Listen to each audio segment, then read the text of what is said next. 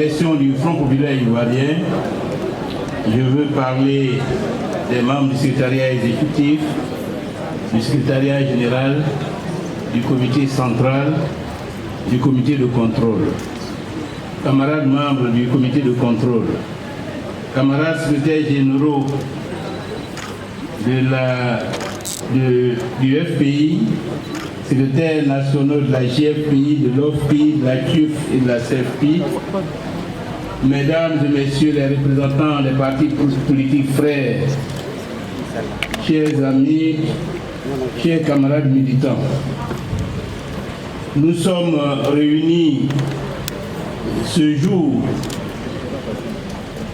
pour sacrifier à la tradition qui veut qu'à l'occasion du nouvel an, les parents, amis, connaissances et collaborateurs ou partenaires échangent des vœux pour d'une part jeter un regard rétrospectif sur l'année écoulée afin de se féliciter des satisfactions enregistrées, d'autre part prendre des résolutions et des engagements pour l'année nouvelle. Ce n'est pas la première fois que nous nous retrouvons dans ce cadre et à cette époque. Je me réjouis de votre présence massive et distinguée. Je salue de façon particulière la présence des personnalités, notamment nos amis et camarades leaders des partis membres de l'Alliance des forces démocratiques de Côte d'Ivoire, qui nous font chaque année l'amitié d'honorer de leur présence sur cette cérémonie. J'adresse mes félicitations appuyées et je me réjouis de la présence des camarades venus de l'intérieur du pays pour partager avec nous ces moments de communion fraternelle et militante. Je voudrais saluer tout particulièrement tous les camarades qui ont saisi cette occasion pour nous adresser leurs vœux et nous remettre des cadeaux. Mesdames et messieurs, chers camarades, l'année 2019 qui vient de s'achever a été une année particulièrement agitée dans le monde en général et en Côte d'Ivoire en particulier, brouillant encore plus les perspectives politiques, économiques et sociales. Tout à l'heure, le secrétaire général a parlé d'un monde incertain. C'est un monde qui est à la dérive, qui est sans repère ni pilote. Depuis la fin de la guerre froide et de la bipolarisation des relations internationales, le monde vit une position et une situation paradoxale.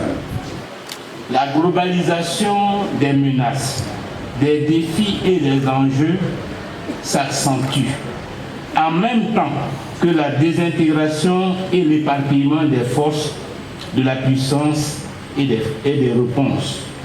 Les nationalismes, le secrétaire général en a parlé, l'égoïsme et l'égocentrisme ont pris le pas sur la solidarité internationale et l'alliance sacrée qui hier ont permis au monde d'anéantir le nazisme et le fascisme, d'instaurer la paix et de promouvoir les libertés et les droits de l'homme. Le multilatéralisme est aujourd'hui étouffé par l'unilatéralisme et le sectarisme. Plus aucune cause de nature mondiale ne rassemble et ne fédère les nations.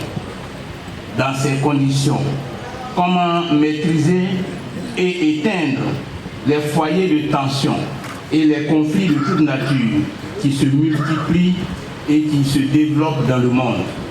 Comment faire face avec efficacité et efficience aux problématiques du réchauffement climatique, de la lutte contre le terrorisme et le djihadisme, de la prolifération nucléaire, du développement économique et de la lutte contre la pauvreté dans le monde, de l'immigration sauvage, etc.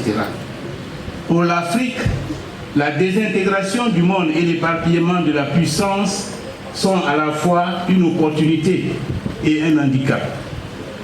Une opportunité en ce qu'il libère des marges de liberté et de manœuvre pour l'Afrique de s'affirmer et de prendre en main son destin.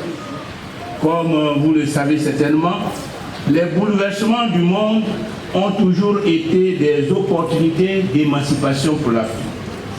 Comme exemple, vous savez que hier, la Seconde Guerre mondiale, avec ses 60 millions de morts, a conduit malgré tout aux indépendances africaines. S'il n'y avait pas eu ce drame, certainement que nous n'aurions pas connu en Côte d'Ivoire l'indépendance en 1960. L'effondrement du communisme, de la même façon, a entraîné la fin des partis uniques et l'instauration des processus démocratiques. Aujourd'hui, au-delà des gesticulations, des vestiges des forces réactionnaires, l'accord portant création d'une zone de libre-échange continentale d'une part et celui portant création d'une monnaie unique de la CEDEAO d'autre part peuvent être considérés comme des exemples de la volonté d'émancipation, d'autodétermination et de progrès de l'Afrique par les Africains et pour les Africains. Mais en même temps, la faiblesse de la gouvernance mondiale et de la solidarité internationale affecte la capacité d'action de l'Afrique face aux défis liés au terrorisme, au désordre climatique, aux injustices et aux discriminations de l'ordre mondial. Mais en Côte d'Ivoire, pendant que le monde évolue dans la confusion, que se passe-t-il en Côte d'Ivoire? En Côte d'Ivoire, pendant ce temps, Alassane Ouattara poursuit sa guerre contre la Côte d'Ivoire. Depuis 20 ans, du coup d'État contre Henri Konan Bédié en 1999, au mandat d'arrêt international contre Sori Diom en 2019, en passant par la crise post-électorale qui a emporté des milliers de vies humaines, qui a conduit à la déportation de Laurent Gbagbo à La Haye et à l'exil de centaines de milliers d'Ivoiriens, Alassane Ouattara a usé de toutes les formes d'agression pour briser ce pays et soumettre son peuple. Le mandat d'arrêt contre Sori Diom, chef de la rébellion armée qui lui a permis d'accéder au pouvoir, a révélé la face hideuse de son régime.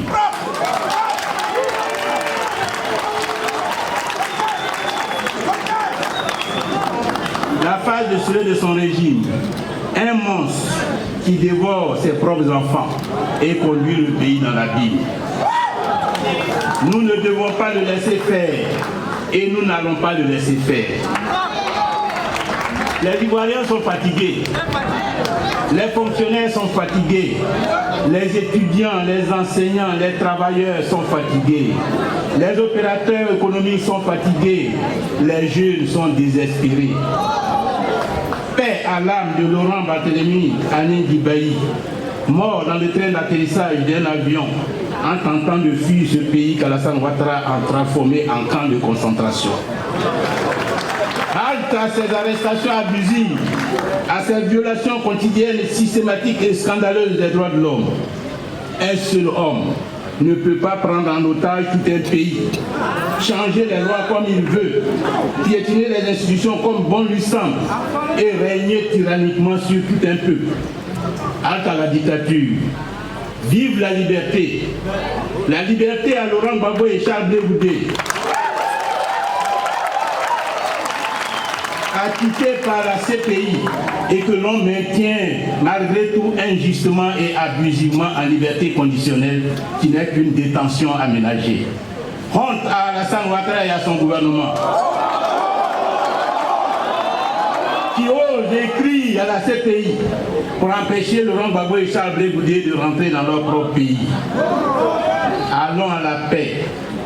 Les Ivoiriens veulent la paix que Félix Houphouët-Boigny leur a laissé en héritage. Nous sommes des hommes et des femmes de paix. C'est pourquoi le 15 février 2020, nous irons prier pour la paix avec les jeunes et les femmes de l'Église catholique et l'Église des nations. Que tous ceux qui croient se joignent à l'événement pour le salut de notre pays. J'ai été ahuri de lire les critiques contre cette noble initiative et d'apprendre que des cercles du pouvoir la redoutaient, la considérant comme une opposition, une agression politique. Décidément, les fins de règne sont cauchemardesques. Marcher pour la paix, prier pour la paix n'est dans aucun pays du monde un acte subversif, un complot, une atteinte à l'autorité de l'État.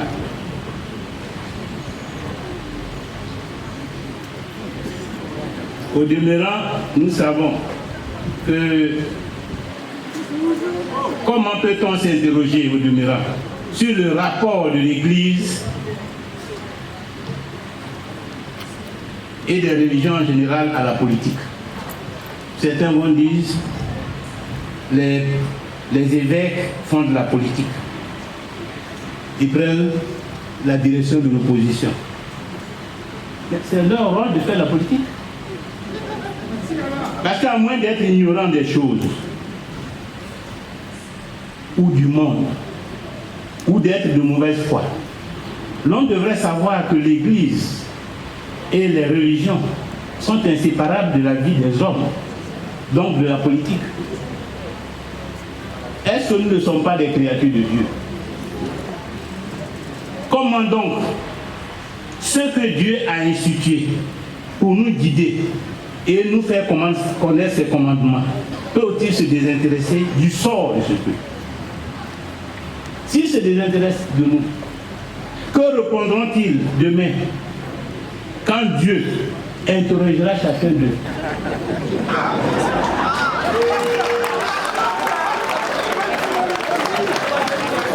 Qu'as-tu fait de la mission que je t'ai confiée? Pourquoi as-tu abandonné mes brebis dans la décadence, dans la misère, dans la souffrance, dans la tyrannie? Qu'est-ce que les évêques vont répondre? Donc c'est tout à fait dans leur mission. Et les chrétiens qui sont ici le savent. C'est le Christ lui-même qui a dit à Pierre, paie mes brebis. Qu'est-ce que ça veut dire? Je te confie mes brebis. L'église de Pierre, église des nations, a donc le devoir spirituel de lutter pour le bonheur de ce peuple, de s'engager dans les combats pour la liberté de ce peuple, pour la justice à l'intérieur de cette nation.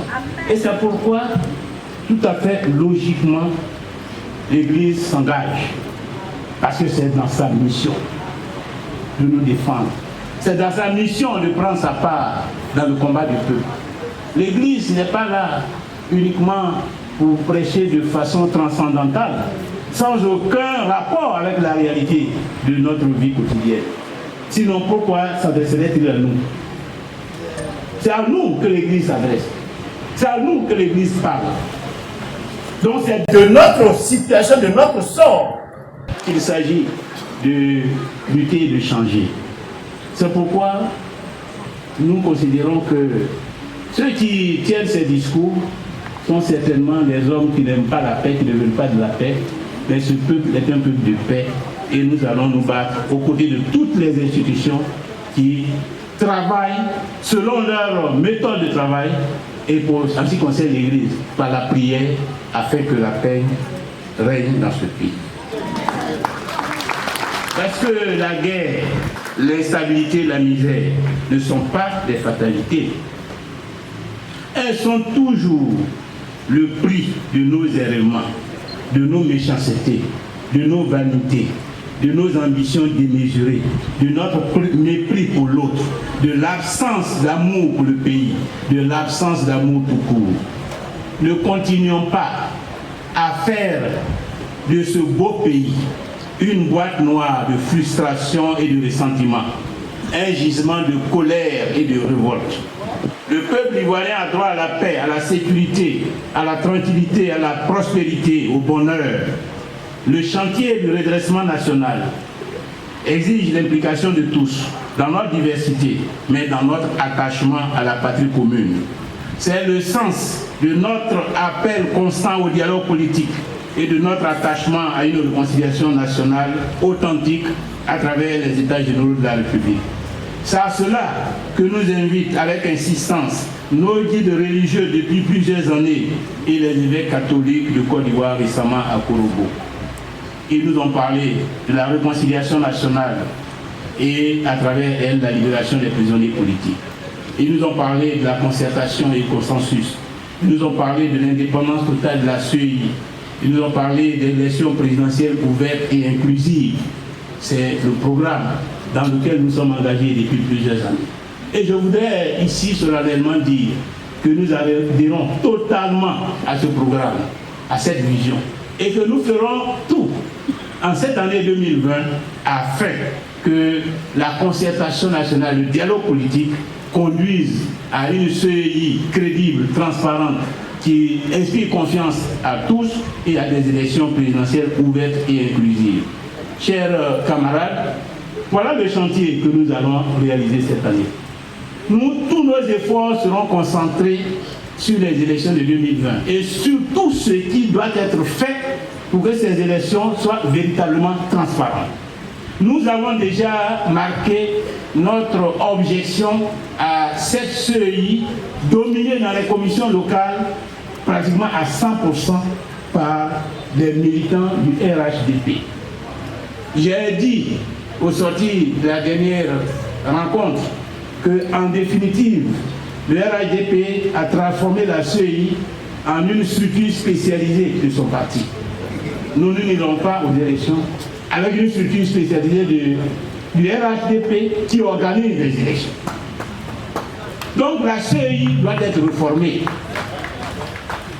La CEI doit être réformée pour qu'elle épouse les standards internationaux, pour qu'elle garantisse des élections libres et transparentes. Parce que nous les voyons.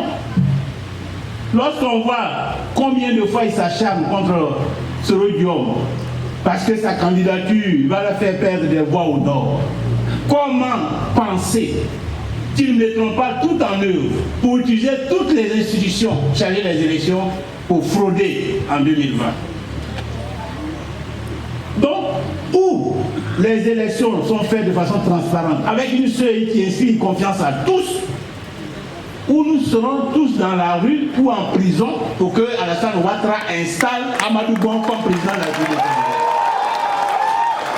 Mais nous n'assisterons pas impassibles comme des moutons et laisser Alassane Ouattara aller installer frauduleusement Amadou Bon comme président de la République de Côte d'Ivoire contre la volonté des Ivoiriens. Ça ne se fera jamais. Nous n'accepterons pas ce coup de force. Et il faut qu'Alassane Ouattara le sache. Il faut qu'il le sache. Mais c'est pour cela que notre unité devient un instrument stratégique.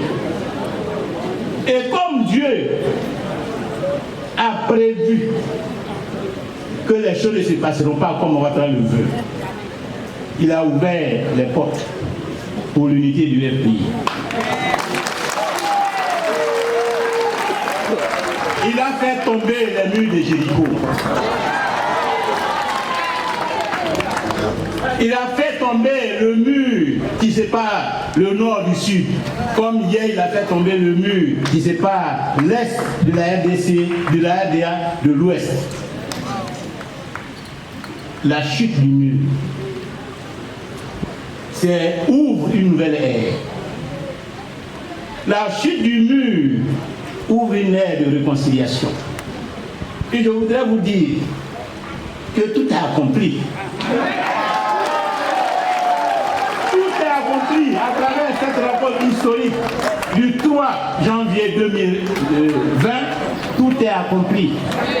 Le reste n'est que l'affaire des hommes pour transformer la volonté divine en réalité concrète. Et là-dessus, je voudrais vous dire que vous pouvez compter sur moi. Vous pouvez compter sur moi. Pour que la réconciliation au sein du Front populaire ivoirien, pour que l'unité de la grande famille du Front populaire ivoirien soit très rapidement une réalité.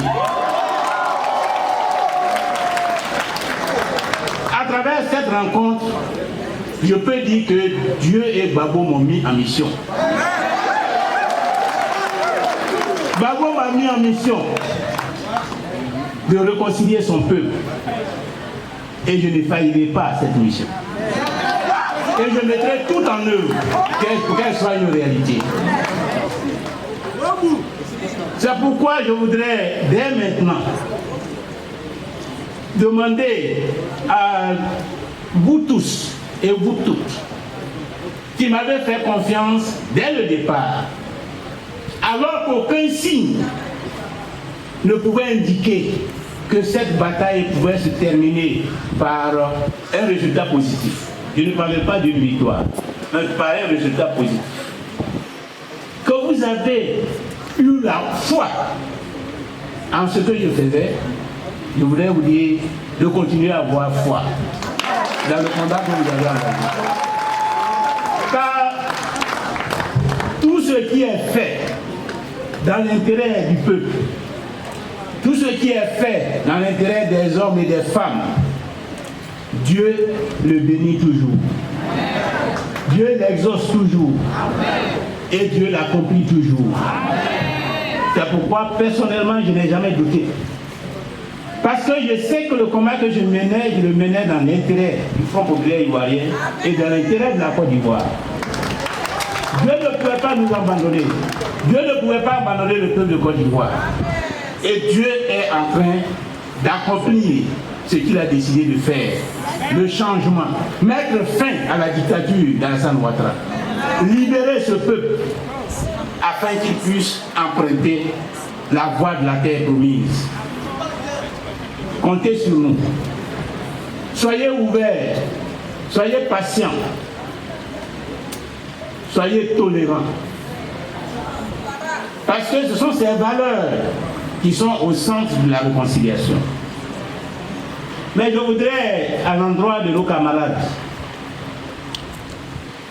qui sont dans l'autre chambre de la maison, je voudrais leur dire qu'il y a un temps pour chaque chose, que les tensions, les conflits, les palabres sont dans la nature de la vie humaine, de la vie en communauté. Entre un homme et son épouse, il arrive des moments de palabres. Des moments où la femme décide même de faire chambre à part.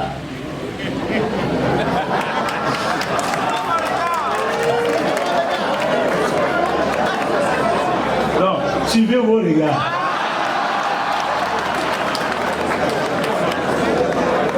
Mais on ne reste pas éternellement dans les palabres. Il y a toujours un temps pour la réconciliation. Et quand il y a des palabres, il faut déjà avoir l'esprit à quel moment la réconciliation va se faire. Et il faut se préparer psychologiquement, moralement à la réconciliation. Le temps de la réconciliation est arrivé. Je voudrais demander à nos camarades que le temps de la réconciliation est arrivé. Qu'il n'est pas loin le temps où Simone Gbagbo, Afin Descent, Oulaye Hubert, Assoadou se retrouveront sur le même podium afin de faire le même.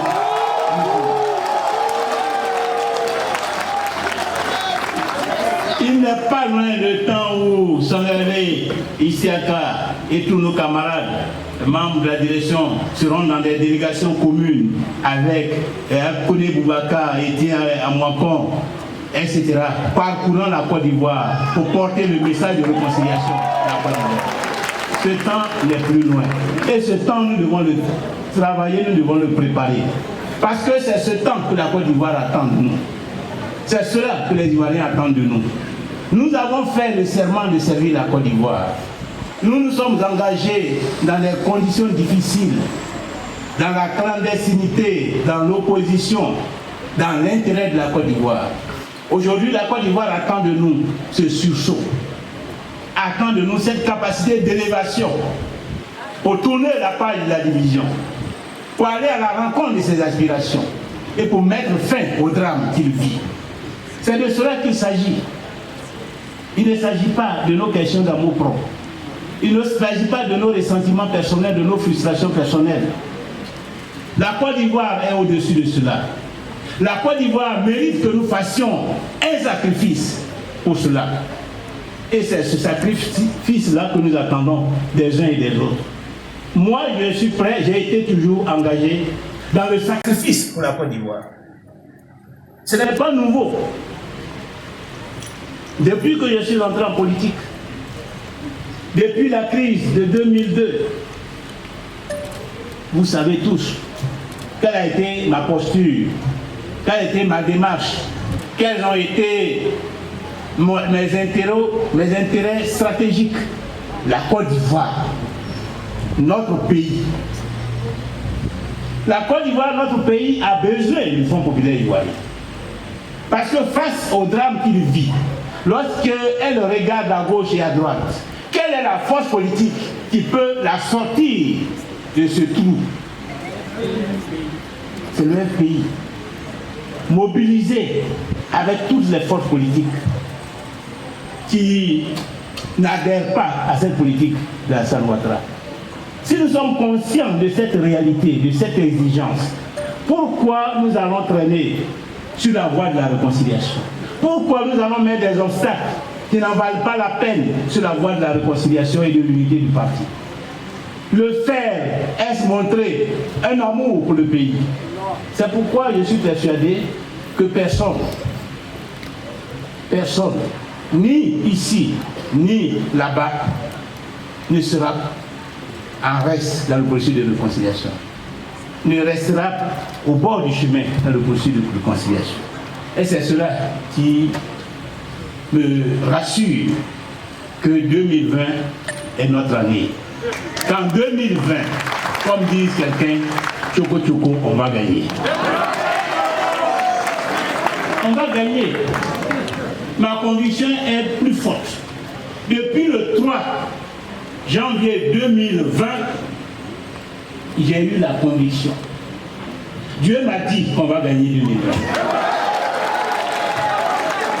Dieu m'a dit qu'on va gagner 2020. Dieu m'a dit qu'on va gagner la prochaine élection présidentielle. Ayez donc cette foi en retournant chez vous. Parce que nous sommes sur la voie de la victoire. Comment le RHDP peut-il gagner une élection aujourd'hui dans la situation où il se trouve? Comment peut-il gagner? Il n'y a aucun élément objectif qui puisse permettre de dire qu'un État peut gagner l'élection. Qu'est-ce qu'ils vont avancer pour gagner l'élection? Les élections, gagner les élections.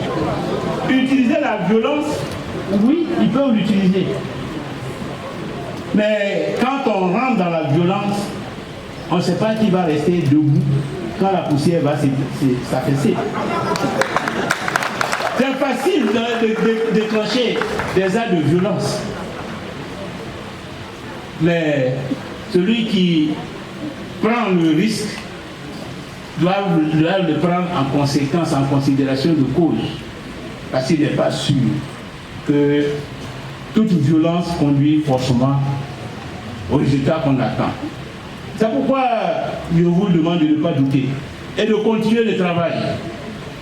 Le travail, c'est la reconstruction du parti.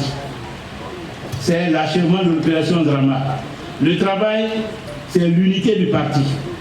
Dans les jours à venir, nous allons nous mettre à la tâche, de manière à ce que le congrès unitaire que nous attendons tous soit une réalité dans un avenir très proche.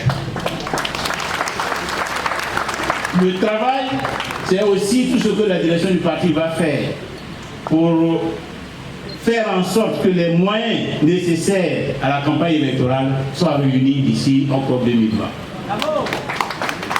C'est tout cela le travail. Vous avez votre part, nous avons, direction du parti, notre part. J'ai, en tant que président du parti, ma part.